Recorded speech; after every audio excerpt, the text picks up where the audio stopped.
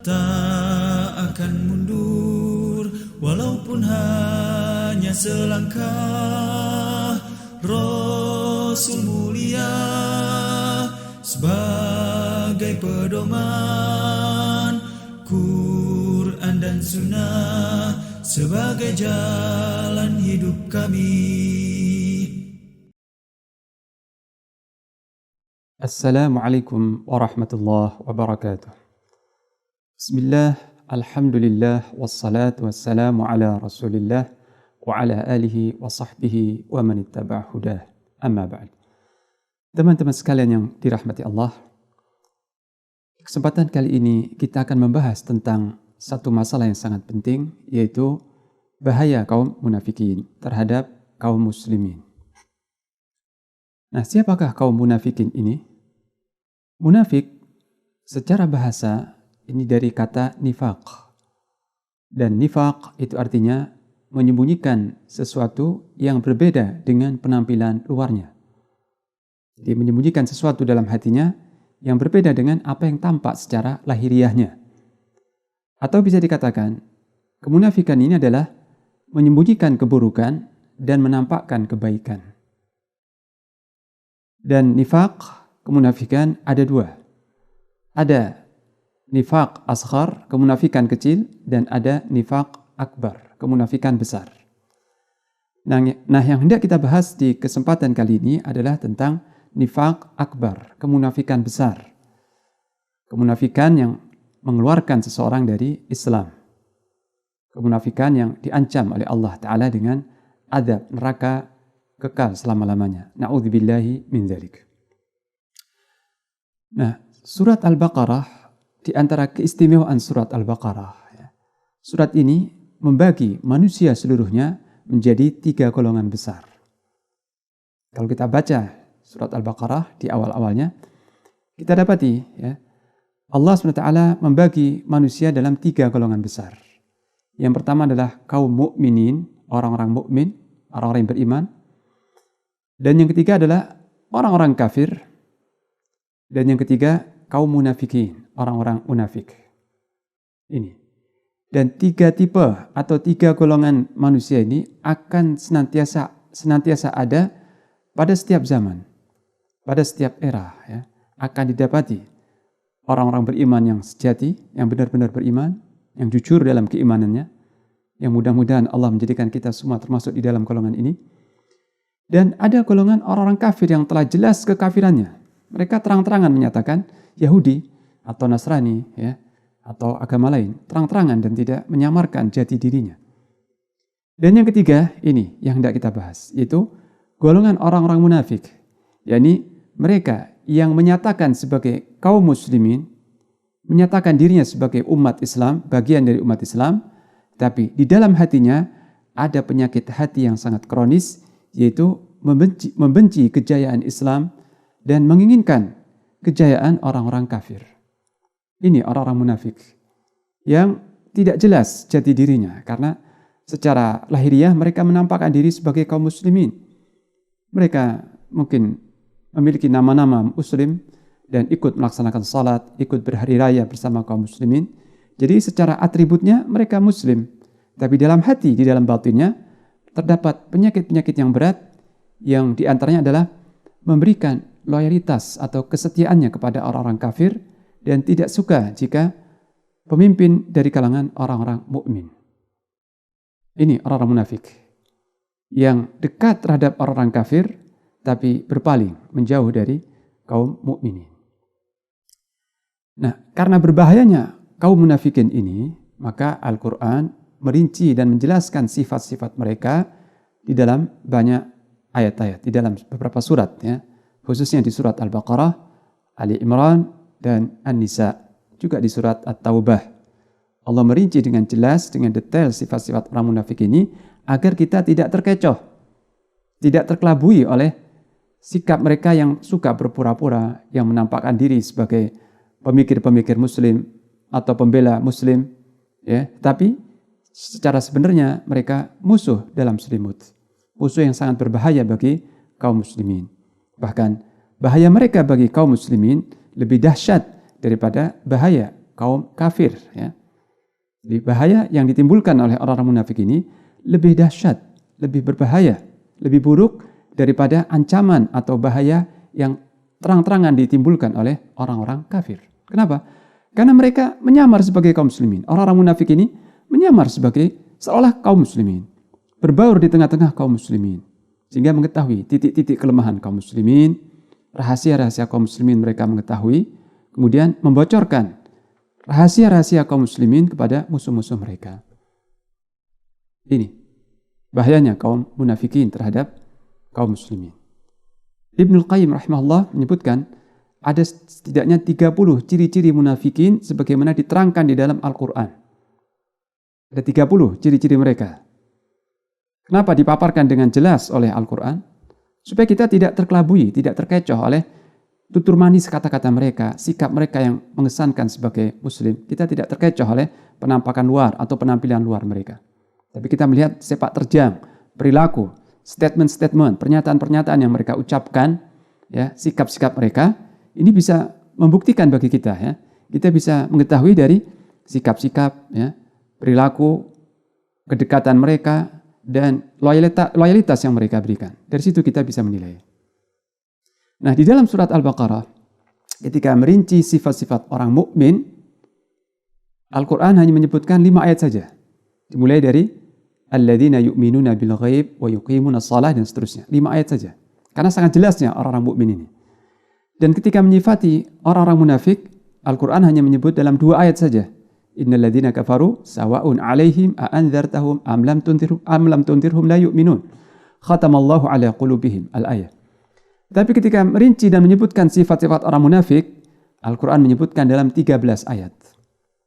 Ini baru dalam surat Al-Baqarah, ya, 13 ayat. Ciri-ciri spesifik, ya. Bagaimana kriteria orang-orang munafik diterangkan dengan jelas dalam 13 ayat di surat Al-Baqarah dan nanti dirinci lagi dalam surat-surat yang lain. Ini karena saking bahayanya mereka terhadap kaum mukminin. Karena mereka ini memiliki 2 wajah. Orang-orang munafik ini memiliki 2 wajah. Satu wajah kepada kaum muslimin, wajah satunya kepada kaum kafir. Jika mereka bertemu dengan orang-orang mukmin, berbaur, bertemu dengan kaum muslimin, mereka berkata, kami muslim seperti kalian, ya. Kami muslim seperti kalian. Tapi mereka ketika bertemu dengan orang-orang kafir, ya, tokoh-tokoh mereka, panutan-panutan mereka, yang mereka kagumi, yang mereka jadikan idola, mereka berkata, sebenarnya kami bersama kalian. Hati kami bersama kalian, wahai tuan-tuan besar kami. Adapun kami bersama kaum muslimin, kami hanya mengolok-olok mereka sebenarnya. Kami hanya menipu mereka. Ini 2 wajah orang munafik. Ini satu wajah kepada kaum muslimin, wajah satunya kepada kaum kafir. Nah, Allah Ta'ala berfirman dalam surah Al-Baqarah ayat yang ke-14, وَإِذَا لَقُوا الَّذِينَ آمَنُوا قَالُوا آمَنَّا وَإِذَا خَلَوْا إِلَى شَيَاطِينِهِمْ قَالُوا إِنَّا مَعَكُمْ إِنَّمَا نَحْنُ مُسْتَهْزِئُونَ. Jika orang-orang munafik ini bertemu dengan orang-orang mukmin, orang yang beriman, mereka berkata, "Inna ma'akum." Ya. Mereka berkata, "Qalu amanna." Mereka berkata, "Kami telah beriman. Kami beriman sama dengan kalian." Wa idza khalau ila syayatinihim, jika mereka berkumpul dengan setan-setan mereka, ini tokoh-tokoh besar mereka, pemimpin-pemimpin mereka yang kafir, mereka berkata kepada orang-orang kafir itu, "Inna ma'akum." Sebenarnya kami bersama kalian. Kami hanya mengolok-olok orang mukmin saja. Ini 2 wajah orang munafik, ya, seperti ini. Dan contoh orang-orang munafik di masa silam adalah Abdullah bin Ubay bin Salul. Pentolan orang-orang munafik di Madinah. Ya. Salah seorang dari suku Khazraj. Ya. Abdullah bin Ubay bin Salul. Yang ketika Islam masuk ke Madinah, Rasulullah SAW hijrah ke Madinah. Nah, Abdullah bin Ubay merasa terdesak, ya, terkalahkan oleh kemuliaan dan kewibawaan kaum muslimin, sehingga dia bermunafik. Dia bersama pengikutnya bermunafik, berpura-pura muslim. Jadi Abdullah bin Ubay salat bersama kaum muslimin, ikut keluar berjihad bersama kaum muslimin, tapi mereka membuat kelemahan di tengah-tengah barisan kaum muslimin. Jadi mereka menampakkan diri seolah muslim, ikut salat bersama mereka, ikut berbaur bersama kaum muslimin, tapi dalam hatinya mereka membenci Islam dan kaum muslimin. Oleh karena itu, bahaya mereka sangat luar biasa. Karena mereka menyamar sebagai kaum muslimin dan berbaur di tengah-tengah kaum muslimin. Tetapi mereka menikam umat Islam dari belakang. Ya. Jadi mereka benar-benar musuh dalam selimut. Musuh di dalam selimut. Duri di dalam daging. Ya. Menikam dari belakang. Ini permusuhan orang-orang munafik terhadap kaum muslimin. Di antara sikap-sikap dan ciri-ciri mereka seperti diungkapkan di dalam Al-Quranul Karim, ya, bahwa mereka ini terkadang mengolok-olok sebagian dari syariat Islam. Ya, gemar atau tidak ragu-ragu, tidak takut mengolok-olok sebagian dari syariat Islam. Ya. Mungkin masalah hijab, mungkin masalah yang lain. Ya. Mereka mencibir dan merendahkan sebagian dari syariat Islam. Padahal mereka tahu itu bagian dari syariat Islam. Dan atau mereka merasa keberatan jika syariat Islam ini diterapkan. Mereka orang yang paling pertama menolak dan sangat antipati, sangat keberatan jika umat Islam memperjuangkan dan menerapkan syariat Islam. Mereka yang paling keberatan. Kemudian ciri yang kedua adalah mengolok-olok dan merendahkan para sahabat Nabi sallallahu alaihi wasallam. Jadi manusia yang terbaik, generasi terbaik di kalangan kaum muslimin itu para sahabat. Mereka tidak segan-segan mencibir, merendahkan dan mengolok-olok para sahabat. Dan memandang buruk futuhat, penaklukan yang dilakukan oleh para sahabat Nabi sallallahu alaihi wasallam, ya. Dan mereka menganggap hal itu sama dengan penjajahan. Jadi mereka tidak memuliakan para sahabat dan menganggap prestasi besar para sahabat, jihad para sahabat, mereka pandang dengan pandangan buruk. Dan mereka sifati itu adalah penjajahan yang zalim. Kemudian di antara ciri-ciri mereka atau statement mereka yang bisa kita tangkap dengan jelas adalah loyalitas yang mereka berikan kepada orang-orang kafir. Kesetiaan, simpati, dan dukungan terhadap orang-orang kafir. Mereka suka jika yang naik sebagai pemimpin di kalangan kaum muslimin adalah orang-orang non-muslim. Mereka suka dan mendukung hal itu. Bahkan terkadang mereka menyusun fatwa, membuat fatwa yang membolehkan non-muslim naik sebagai pemimpin. Ini. Dan tentang ini Allah Subhanahu wa taala berfirman dalam surah An-Nisa ayat yang ke-138, "Basyiril munafiqina bi anna lahum 'adzaban alima. Alladzina yattakhidhuna al-kafirina awliya'a min dunil mu'minin." Sampaikanlah kabar gembira kepada orang-orang munafik bahwa untuk mereka telah disediakan azab yang sangat pedih. Kabarkan kepada orang-orang munafik bahwa untuk mereka telah disediakan azab yang sangat pedih. Siapa mereka itu? Alladzina yattakhidhuna al-kafirina awliya'a min dunil mu'minin. Itu orang-orang yang mengangkat orang-orang kafir sebagai pemimpin dan bukan dari kalangan orang-orang mukmin. Mereka memberikan loyalitas dan akrab serta dekat dengan orang-orang kafir dan berpaling dari orang-orang mukmin. Nah, Allah bertanya tentang sikap mereka. Ayabtaghuna 'indahumul 'izzah? Ayabtaghuna 'indahumul 'izzah fa innal 'izzata lillahi jami'a. Apakah orang-orang munafik ini menginginkan kemuliaan dan kekuatan di sisi orang-orang kafir? Mereka cari dukungan, cari perlindungan di sisi orang-orang kafir. Maka Allah menegaskan, fa innal 'izzata lillahi jami'a. Sesungguhnya kekuatan, kewibawaan itu di sisi Allah seluruhnya. Nah, ini menunjukkan kebodohan orang-orang munafik. Mereka orang-orang yang sufaha, orang-orang yang bodoh. Karena mereka mencari kemuliaan, dukungan dan pembelaan dari selain Allah. Mereka menyangka bahwa orang-orang kafir bisa melindungi mereka, mengangkat mereka, memuliakan mereka. Ya. Jika mereka dekat dengan orang kafir, mereka akan terangkat pamornya, akan terangkat nama baiknya. Padahal seluruh kemuliaan, kekuatan itu hanya di sisi Allah Ta'ala. Juga tentang cibiran mereka kepada para sahabat diterangkan dalam surat Al-Baqarah. Ya. Wa idza qila lahum aminu kama amana an-nas qalu anu'minu kama amana as-sufaha. Jika dikatakan kepada mereka, kepada orang-orang munafik, berimanlah kalian sebagaimana berimannya manusia. Ini maksud manusia di sini adalah para sahabat. Karena ketika turun ayat ini, an-nas, manusia di sini adalah para sahabat Nabi sallallahu alaihi wasallam. Nah, ketika kaum munafikin diseru untuk beriman dengan sejati, ya, untuk beriman dengan benar-benar, dengan jujur, sebagaimana keimanan para sahabat, yang keimanannya terang-terangan dan jelas serta teguh dari hatinya, ya, keimanan yang sejati, bukan pura-pura dan bukan setengah hati. Apa jawab mereka? Jawab orang munafik, anu'minu kama amanas sufaha. Apakah kami akan beriman sebagaimana berimannya orang-orang bodoh itu? Yang mereka maksud orang-orang bodoh adalah para sahabat Nabi. Apakah kami akan beriman sebagaimana para sahabat yang bodoh itu?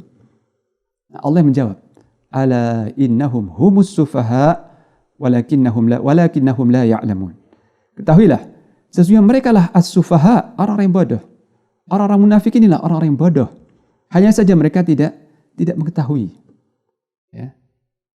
Ini.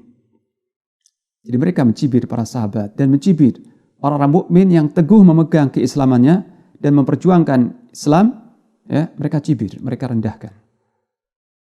Ini. Nah, kemudian juga di dalam surat yang sama, surat An-Nisa ayat yang ke-141, Allah berinci lagi, mengungkapkan sepak terjang orang-orang munafik. Allah berfirman, "Alladzina yatarabbasuna bikum, fa in kana lakum fathun minallahi qalu alam nakum ma'akum, wa in kana lil kafirina nasibun qalu alam nastahwidh 'alaikum wa namna'kum minal mu'minin."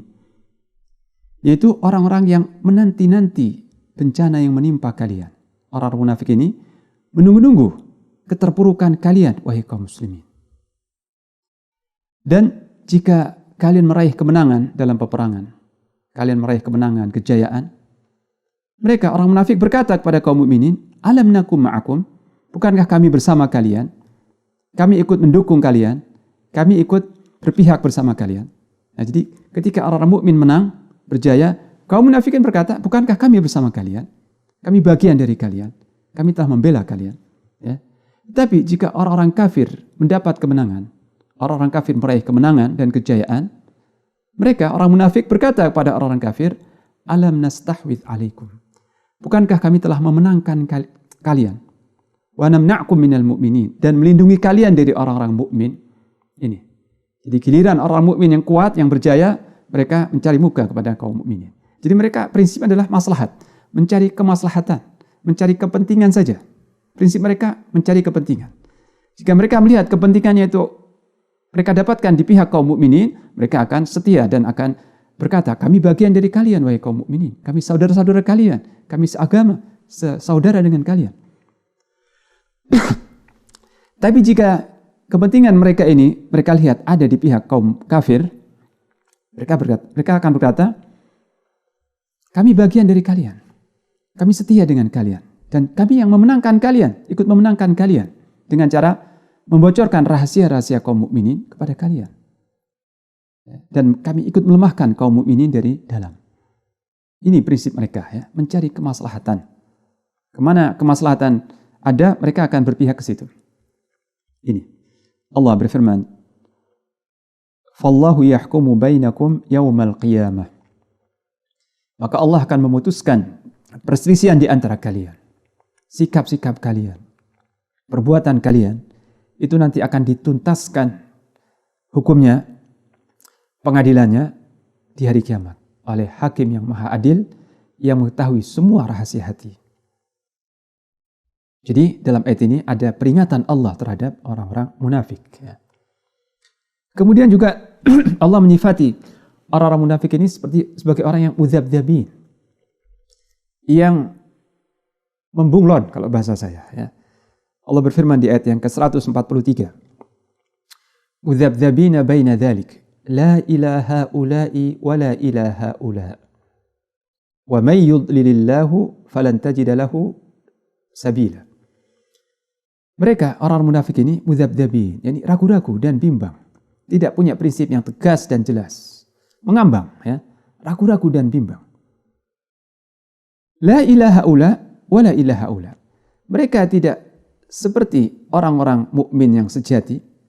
Jadi mereka tidak berperilaku dan tidak punya kepribadian seperti orang-orang mukmin yang sejati, yang jujur. Dan mereka juga tidak menyatakan diri sebagai orang kafir.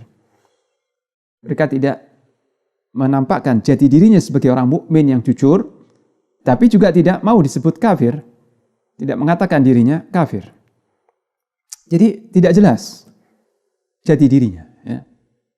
Membunglon. Jadi mereka ini seperti bunglon. Binatang bunglon yang khas itu, ya, yang unik. Jika bunglon ini hinggap di pepohonan yang warnanya hijau, dia akan berwarna hijau, ya, tubuhnya berwarna hijau. Jika bunglon ini hinggap di tanaman yang daunnya kuning, dia akan berwarna kuning. Jika mendatangi pohon yang berwarna merah, warnanya akan merah, warna tubuhnya merah. Jadi seperti itu, membunglon. Ya. Jadi kemanapun dia ada, dia akan beradaptasi, ya, akan menyatakan dirinya sebagai bagian dari mereka. Tidak memiliki prinsip yang tegas dan jelas, tidak memiliki keimanan sebagaimana keimanan kaum muslimin, tapi juga tidak terang-terangan menyatakan kafir. Ya. Jadi mengambang. Tidak memiliki prinsip yang jelas, ragu-ragu dan bimbang. Ini sikap perilaku mereka seperti diterangkan di dalam Al-Quran. Nah, karena bahaya mereka lebih dahsyat daripada bahaya orang-orang kafir, ya, dan tikaman mereka lebih mematikan dan lebih menyakitkan daripada tikaman orang-orang kafir, atau musuh-musuh kafir yang jelas-jelas kafir, maka azab mereka di akhirat pun lebih dahsyat dari orang-orang kafir. Karena itu Allah berfirman dalam surah An-Nisa ayat yang ke-145, Innal munafiqina fid darkil asfali minan nar walan tajida lahum nasira. Sesungguhnya orang-orang munafik itu mereka akan ditempatkan di dasar neraka yang paling bawah. Fid darkil asfali minan nar, di dasar atau di kerak neraka yang paling bawah. Walan tajida lahum nasira, dan kau tidak akan dapati untuk mereka seorang penolong pun. Jadi hukumnya di akhirat mereka kekal di dalam neraka jahanam dan bahkan di dasar neraka yang paling bawah. Kenapa Allah menghukum mereka dengan hukuman yang paling dahsyat, bahkan lebih dahsyat daripada orang-orang Yahudi dan Nasrani serta orang-orang kafir lainnya? Karena bahaya mereka terhadap kaum muslimin lebih dahsyat daripada bahaya orang-orang kafir. Dan juga orang-orang munafik ini, mereka dengan sikapnya, dengan sikap kepura-puraannya, ya, perilaku mereka, seakan-akan mereka ini menipu Allah. Yukhadi'una Allah wa huwa khadi'uhum. Mereka seolah tidak menipu Allah, padahal Allah lah yang menipu mereka kelak di hari kiamat.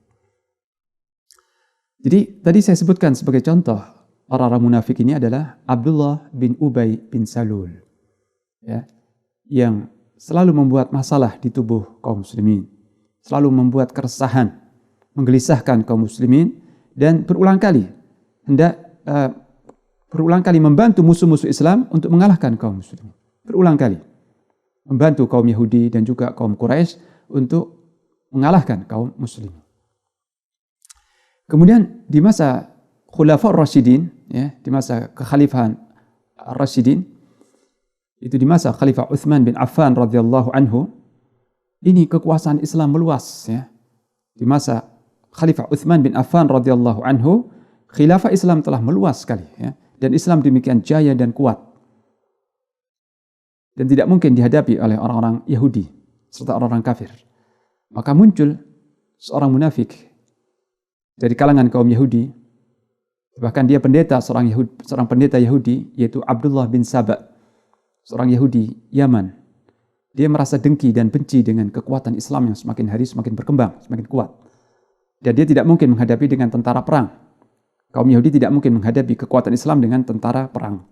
Maka sebagai tipu muslihatnya, Abdullah bin Saba ini menyeberang ke Madinah, ya, dan menyatakan diri Muslim, mengucapkan 2 kalimat syahadat dan menyatakan diri sebagai seorang mukmin, dan dia menampakkan kezuhudan terhadap dunia dan kesolehan, ya. Jadi tidak sekedar menyatakan diri seorang Muslim, tapi dia juga menampakkan kesolehannya, ya, kesolehan dan keibadahannya ditampakkan, dan diam-diam dia menyebarkan pemahaman yang berbahaya, ya, di tubuh kaum muslimin, di tengah kaum muslimin. Tapi seruan atau ajakan Abdullah bin Saba ini tidak mendapat sambutan di Madinah, di Makkah, dan di kota-kota yang di situ ada para sahabat. Sehingga Abdullah bin Saba mengungsi jauh ke Irak, ya, ke kota Kufah, Basrah, dan Madain di Persia, di Iran. Merekrut umat-umat Islam yang awam, yang baru masuk Islam, yang belum mengenal tentang prinsip Islam secara baik. Nah, orang-orang Islam yang awam ini direkrut oleh Abdullah bin Saba dan dimasukkan doktrin pemahaman bahwa yang berhak menjadi khalifah itu sebenarnya adalah Ahlul Bait, yaitu Ali bin Abi Thalib radhiyallahu anhu dan keturunannya. Sehingga kekhalifahan Utsman ini tidak sah. Khalifah Utsman dan juga dua khalifah sebelumnya, mereka ini merampas hak Ali bin Abi Thalib radhiyallahu anhu. Pemahaman buruk ditanamkan kepada orang-orang muslim yang awam. Dan dia dapat pengikut. Maka pengikut Abdullah bin Saba ini yang kemudian memberontak sehingga menyebabkan syahidnya Khalifah Utsman radhiyallahu anhu. Siapa yang mengepung Khalifah Utsman? Mengepung rumah Khalifah Utsman, jumlah sekitar 400-an ya. Yang mereka bagian dari kaum muslimin, menyatakan diri kaum muslimin ya. Tapi memprotes dan memberontak Khalifah Utsman, bahkan sampai membunuhnya. Siapa mereka ini? Mereka ini adalah kader-kader Abdullah bin Saba, para pengikut Abdullah bin Saba, seorang Yahudi, seorang munafik ya, seorang Yahudi yang bermunafik, berpura-pura masuk Islam, kemudian mencari pengikut dari kalangan kaum muslimin, sehingga berhasil melaksanakan misinya, yaitu membunuh khalifah atau pemimpin tertinggi kaum muslimin. Nah lihat, kejahatan orang munafik terhadap Islam dan kaum muslimin.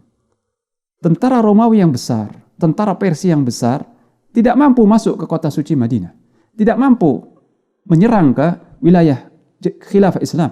Jangankan ke kota Madinah, ke perbatasan khilafah Islam, tentara Romawi yang besar, tentara Persia yang kuat, gak mampu mendekati wilayah, batas-batas wilayah negara Islam. Apalagi sampai membunuh pemimpin tertinggi kaum muslimin, yaitu Khalifah Utsman bin Affan. Mereka tidak mampu dan tidak pernah berpikir untuk ke sana. Tapi seorang munafik yang mendapat pengikut mampu melaksanakan misi yang tidak dapat dilaksanakan oleh kekuatan kafir yang besar sekalipun. Ini bukti ya. Jadi pukulan orang-orang munafik ke tubuh kaum muslimin itu lebih berbahaya ya. Tikaman mereka lebih maut ya, lebih menyakitkan. Karena mereka musuh dalam selimut dan bahaya mereka lebih besar daripada orang-orang kafir di luar tubuh kaum muslimin. Kemudian juga satu contoh lagi dari orang-orang munafik ini di abad 20 adalah Mustafa Kemal Atatürk, pemimpin Turki ya, pemimpin negeri Turki. Nah, Mustafa Kemal Atatürk ini leluhurnya adalah kaum Yahudi ya. Yahudi dari golongan Donma ya. Jadi di Turki ada komunitas Yahudi yang disebut Donma ya. Yahudi Donma ini Yahudi yang sangat fanatik memegang agama Yahudi. Nah, Mustafa Kemal ini keturunan dari mereka. Jadi leluhurnya adalah orang-orang Yahudi tulen. Dan dia sendiri sebenarnya bukan muslim. Dia berpura-pura masuk Islam, berpura-pura menyatakan muslim, kemudian masuk dalam militer Turki dan pangkatnya naik secara bertahap ya, sampai ketika dia naik di pangkat yang tinggi di militer Turki ya, jabatan yang sangat tinggi, dia kemudian mengklaim dirinya sebagai presiden ya, dia menyatakan dirinya sebagai pemimpin tertinggi Turki. Kemudian dia membubarkan khilafah Islam. Dialah yang menumbangkan sistem pemerintahan khilafah Islamiyah. Dan itu terjadi di tahun 1924. Ini kira-kira 1 abad yang lampau ya. Jadi peristiwa ini terjadi kurang dari 1 abad yang lampau. Nah, siapa yang menumbangkan khilafah Islamiyah Utsmaniyah? Seorang munafik. Bukan tentara Inggris, bukan tentara Rusia atau tentara Prancis. Tapi dari dalam tubuh kaum muslimin sendiri ya. Seorang petinggi militer dari dalam tubuh kaum muslimin yang ternyata dia munafik. Yang diam-diam dia munafik. Dia ini yang melakukan eksekusi langsung untuk membubarkan dan meruntuhkan khilafah Islamiyah di Turki yang telah bertahan selama berabad-abad. Memang runtuhnya khilafah Islamiyah Utsmaniyah bukan karena satu sebab itu saja. Sebelumnya sudah ada sebab-sebab dari dalam maupun dari luar ya. Ada sisi-sisi kelemahan yang muncul di dalam tubuh khilafah sendiri, memang ada. Tapi kehancuran totalnya ya, kehancuran langsungnya itu di tangan Mustafa Kemal Atatürk. Dan oleh rakyat Turki dia dijuluki Atatürk. Atatürk artinya bapak Turki. Artinya rakyat Turki terkecoh oleh orang ini ya, dan menjulukinya sebagai bapak Turki, Atatürk. Dan apa sepak terjangnya setelah dia berkuasa? Setelah dia berkuasa, lihat, dia melarang adzan dalam bahasa Arab. Dan dia melarang kitab suci Al-Quran ditulis dengan huruf Arab. Kitab suci umat Islam Al-Quran harus ditulis dengan huruf Latin. Dan azan harus dikumandangkan dengan bahasa Turki. Dan dia melarang keras jilbab. Tidak boleh kaum muslimah Turki keluar rumah dengan mengenakan jilbab atau busana muslimah. Polisi Turki akan dikerahkan untuk merenggut jilbab atau kerudung mereka. Dan terakhir, dia berwasiat sebelum meninggalnya supaya jenazahnya tidak disolatkan. Ini wasiatnya. Ini Mustafa Kemal Atatürk, pemimpin sekulerisme Turki. Dialah yang merubah sistem khilafah Islam, yang menggusur syariat Islam dan menggantinya dengan hukum-hukum sekuler. Dan dia menerapkan sistem sekulerisme yang sampai hari ini masih bertahan di negara Turki. Dan pengaruhnya juga meluas ke negara-negara Islam lainnya. Jadi tokoh sekulerisme di dunia Islam adalah seorang munafik. Ya. Kemudian juga setelah itu ada seorang pemikir Mesir yang bernama Taha Hussein. Taha Hussein seorang muslim Mesir yang belajar sampai mencapai titel doktor di Perancis, di Sorbonne di Perancis. Sepulang dari Perancis dengan menggondol titel doktornya itu, dia diangkat oleh Raja Farouk sebagai menteri pendidikan. Ya. Nah, dia pernah menjabat sebagai menteri pendidikan di Mesir. Nah, setelah dia menjabat menteri pendidikan di Mesir, dia punya kebijakan bahwa rakyat Mesir ini harus menjiplak 100% seperti Eropa, seperti rakyat Eropa. Jadi dia hendak membaratkan kaum muslimin di Mesir. Dan dia mengadopsi kurikulum dari barat, ya. Sistem pendidikan barat, ya. Dan sistem budaya, kultur dari barat diserap, diadopsi, dan diterapkan di negeri muslim Mesir. Ya. Nah, jika orang semacam ini mati dalam kemunafikan, maka Allah tidak akan mengampuni mereka. Dan bahaya mereka terhadap kaum muslimin sangat dahsyat sekali. Oleh karena itu, Allah mengajarkan kepada kita untuk tidak terkecoh, tidak terkelabui dengan tokoh-tokoh munafik yang terkadang mereka itu tampil sebagai pemimpin kaum muslimin, ya, tampil sebagai pemimpin lembaga atau ormas dan sebagainya, tapi sikap-sikap mereka sangat jelas sekali berpihak kepada orang-orang kafir dan menjauh serta merendahkan kaum muslimin. Nah, kita harus waspada dan seorang mukmin tidak boleh jatuh dalam satu lubang dua kali. Ya. Kita harus mengambil pelajaran dari keterpurukan Islam pada masa-masa silam akibat ulah orang-orang munafik. Dan kita berlindung kepada Allah, jangan sampai kita kemasukan benih-benih atau sifat-sifat orang-orang munafik ini. Nah, ini yang dapat saya sampaikan di kesempatan kali ini. Mudah-mudahan Allah Ta'ala meneguhkan iman di dalam hati-hati kita dan menggolongkan kita semua termasuk dalam golongan orang-orang mukmin yang jujur, yang berpegang teguh dengan Islam, dengan akidah Islam sampai akhir hayat kita. Ini yang dapat saya sampaikan insyaallah. Wassallallahu ala nabiyyina Muhammad wa ala alihi wa sahbihi wasallam. Wassalamualaikum warahmatullahi wabarakatuh. Tak akan mundur walaupun hanya selangkah. Rasul mulia sebagai pedoman, Quran dan Sunnah sebagai jalan hidup kami.